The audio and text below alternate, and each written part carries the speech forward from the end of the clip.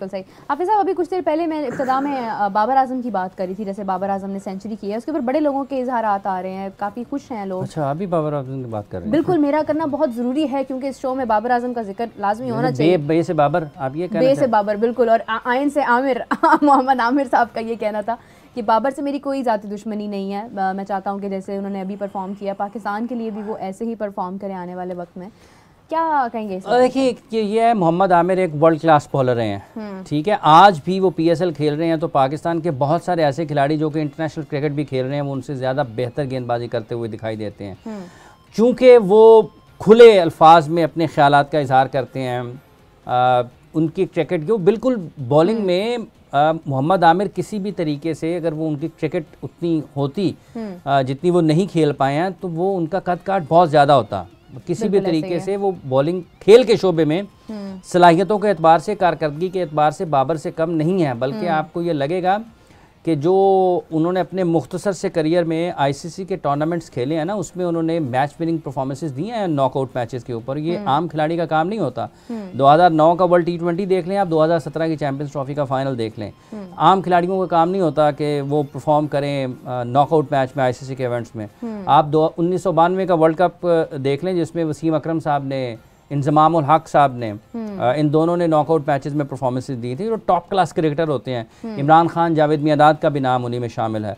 तो ये top class cricketers होते हैं जो नॉकआउट मैचेस में, बड़े मैचेस में परफॉर्म करते हैं, और आमिर का वो टेम्परामेंट है, इसमें कोई शक नहीं है। तो जिस तरह की वो क्रिकेटर हैं और वो बोलते हैं, अपने ख्यालात का इजहार करते हैं, चूँकि बाबर आजम की बैटिंग के हवाले से उनका ख्याल बहुत मुख्तलिफ रहा है लोगों से, और लोग उनको इस वजह से शायद जो कि बाबर को पसंद करते हैं उनको नापसंद करते हैं, क्योंकि वो उनके स्ट्राइक रेट के हवाले से या उनकी बैटिंग के अंदाज से, बिलखसूस T20 क्रिकेट में ज़रा मुख्तलिफ अंदाज में गुफ्तगू करते हैं। तो इस वजह से लोग ये समझते हैं कि शायद वो उनको ज़ाती तौर पर नापसंद करते हैं। तो ये उनके पसंद करने वालों का, जो बाबर के फ़ैन्स हैं, उनका ये ख्याल है कि वो मोहम्मद आमिर शायद कुछ गलत बात करते हैं। उनका अपनी राय है, वो भी पाकिस्तान के लिए क्रिकेट खेले हैं, उनका भी उनके भी खिदमात है पाकिस्तान के लिए, उनकी भी कामयाबियाँ हैं पाकिस्तान के लिए। और अगर उनकी किसी बात को लेकर बाबर आजम को एक नई सोच मिली है कि मैंने अपने आप को बेहतर करना है, तो वो किसका फ़ायदा है? पाकिस्तान का ही फ़ायदा होना है। सही बात है। सो लोगों के अपने ख्यालात होते हैं, लोग ये समझते हैं कि शायद कुछ ऐसा है, अगर है भी है तो फिर क्या है मतलब उन्होंने ये कहा कि मेरी उनसे ज़ाती कोई नहीं है, जो बात की है वो पाकिस्तान की क्रिकेट के लिए की है। तो पाकिस्तान की क्रिकेट के लिए अगर उन्होंने कहा है और उससे बाबर की बैटिंग में बेहतरी आई है, तो पाकिस्तान की क्रिकेट को फ़ायदा है। लोगों को ये ज़रूर देखना चाहिए कि क्रिकेटर्स के बारे में मतलब इतना ज़्यादा ना किसी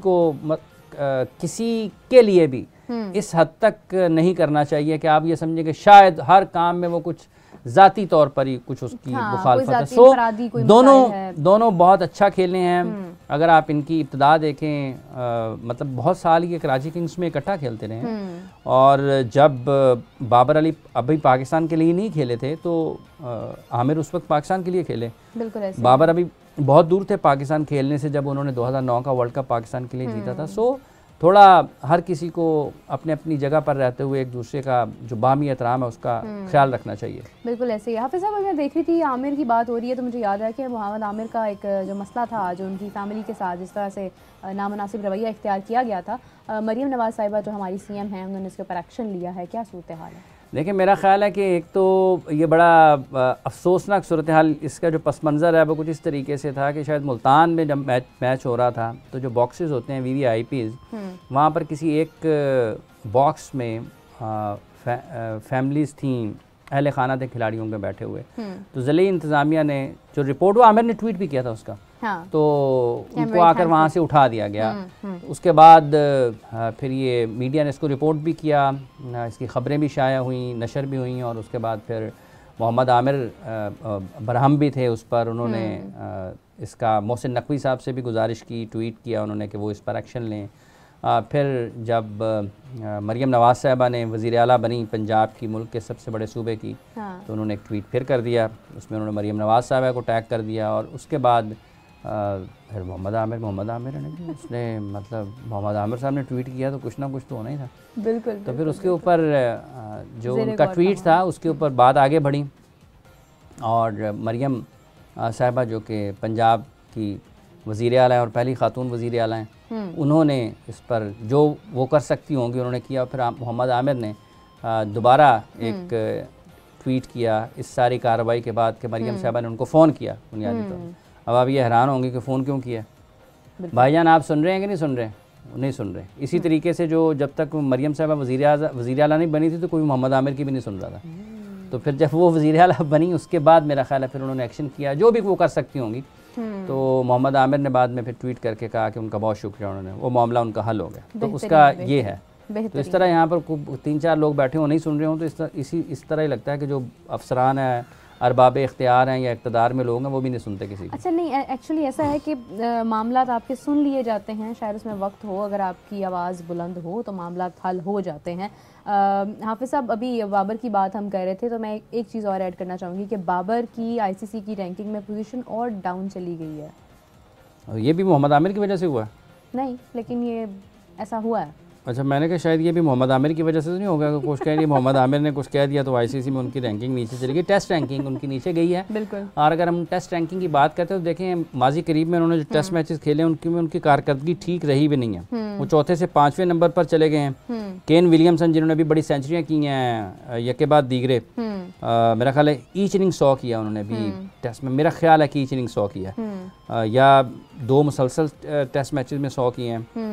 और स्टीव स्मिथ जो हैं वो दूसरे नंबर पर हैं, जो रूट तीसरे नंबर पर आ गए हैं, बाबर चौथे से 5वें पर चले गए हैं, जसप्रीत बुमराह जिनको अभी सेंट्रल कॉन्ट्रैक्ट भी मिला है इंडिया की तरफ से वो उनकी पहली पोजीशन है। शाहीन अफरीदी जो हैं वो एक दर्जे तरक्की करके 12वें नंबर पर आ गए हैं। ऑलराउंडर्स में रविंद्रा जडेजा साहब वो भी इंडिया के हैं, वो पहले नंबर पर हैं।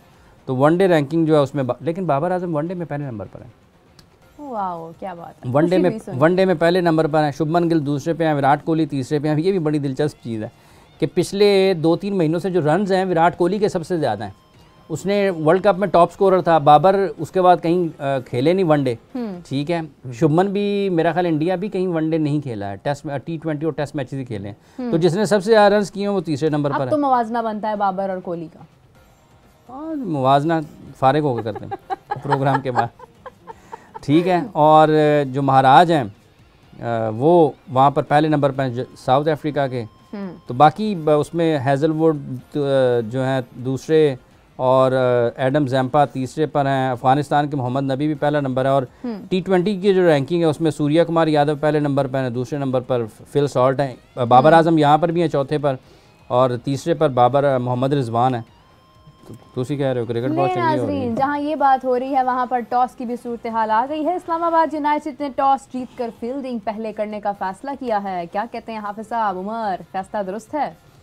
देखें चेस में जाते हैं तो जो बॉलिंग है उनकी उसमें उनको मुश्किलात हो सकती थी, ठीक है।